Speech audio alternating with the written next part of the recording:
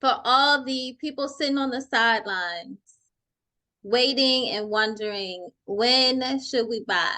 I would like for you to give a report on when the interest rates are projected to go down, if they're going to go down. Can you just speak to the home buyer on the status of interest rates? Well, what I would say is this, no one can truly predict what the market is going to do. No one really knows whether interest rates are going to go up, down, sideways at any given time. But what we can talk about is historically what typically happens. Interest rates are always cyclical. There's going to be periods where rates spike a bit. There's going to be periods where rates going to drop a bit. Right now, we happen to be in one of those markets where interest rates have spiked a bit. But we know, again, what goes up must come down. So the thing that I challenge clients with more is making sure that in this market cycle that we're in, that you're buying something that's giving you a payment that's affordable to you. So if Mhm. you're going to go out there and you're going to establish your monthly payment budget that's going to make sense for your finances and your situation, and you buy a house that's staying within that budget that you set for yourself, you're going to be absolutely fine. Because the market still is hot. There are still very good deals out there.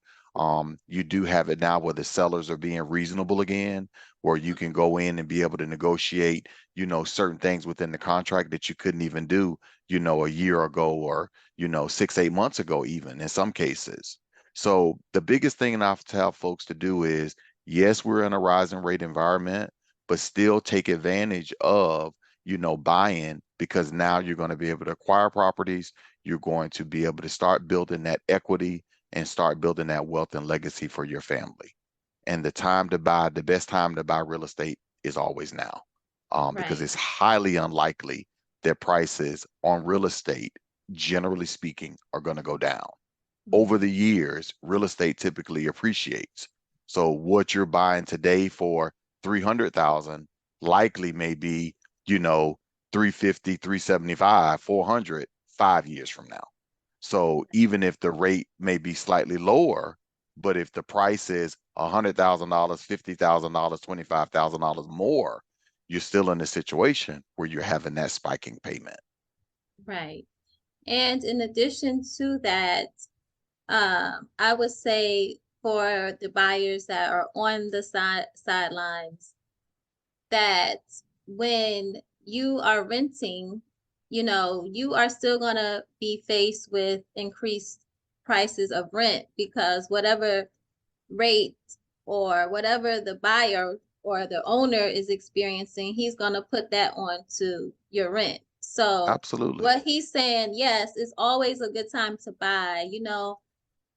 There's pros and cons with everything, and you do need to weigh out your pros and your cons, but definitely it's always better to be a homeowner.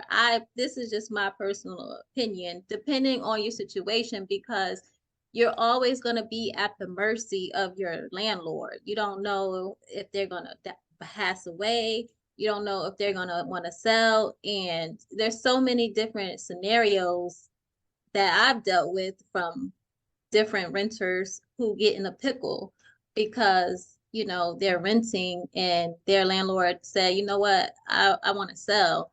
And then all of a sudden you have to go, and then you're out there in these high rates and high prices of rent. And you're like, oh, well, I'm just going to wait. Either way, it's going to be some type of friction in either way you go. So you need to figure out what's going to be best for you. Absolutely. And one of the things that our listeners, our viewers want to also think about the cost of waiting. What's it really costing you to wait with purchasing the home?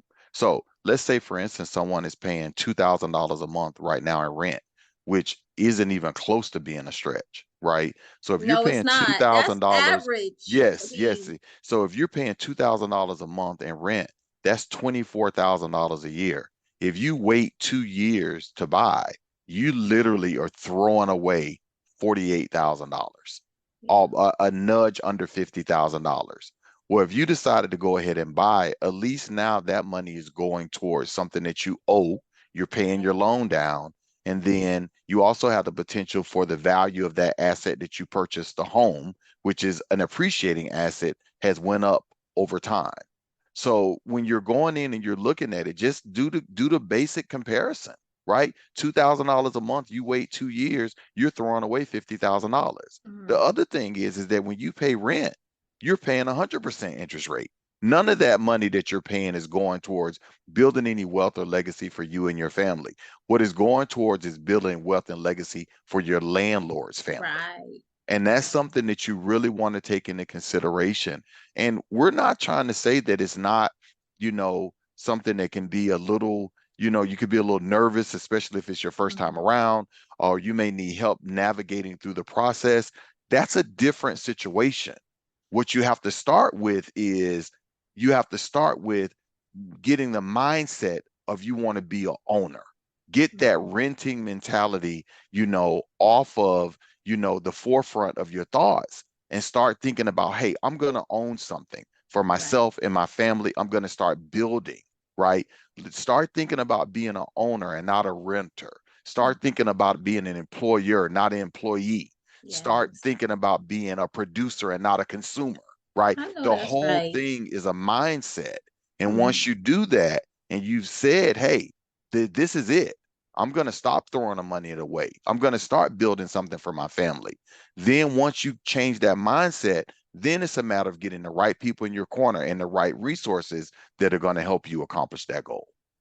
And I love how you gave a picture, a visual of an example of a renter in 2 years. I mean, in 2 years, $48,000 is close to $50,000, That's which right. is almost 10% of a down payment on a Right. $500,000 house. Right. Right. Right. That's a lot, Right. Right. you Right. know, but another good point you made is that's 100% interest, That's right.